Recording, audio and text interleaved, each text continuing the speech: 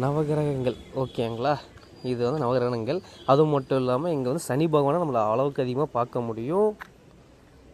பாபாவை வெளியே வச்சுருக்காங்க. கோயில் வெளியே எப்படி இருந்தாலும் உள்ளே நீட் அண்ட் க்ளீன் பர்ஃபெக்டாக மெயின்டைன் பண்ணுறாங்க. அதனால் அதில் எந்த ஒரு இஷ்யூஸும் இல்லை. இவர் தான் பர்த்டே பாய், இன்றைக்கி அவருக்கு தான் பர்த்டே. அது இல்லாமல் இங்கே கிருஷ்ணர், ராமர் எல்லாமே வச்சுருப்பாங்க. ஆனால் முருகரை மட்டும் பார்க்க முடியாதுங்க. பிள்ளையார் கூட பார்த்துடலாம். ஆனால் முருகரை இங்கே நம்ம எந்த அளவும் நம்மளால் பார்க்க முடியாது இவங்க கிட்ட.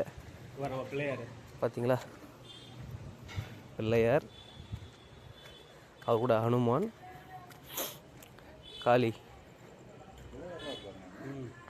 கிருஷ்ணர். ஊரில் இல்லை, முருகன் மட்டும் தான் இல்லை.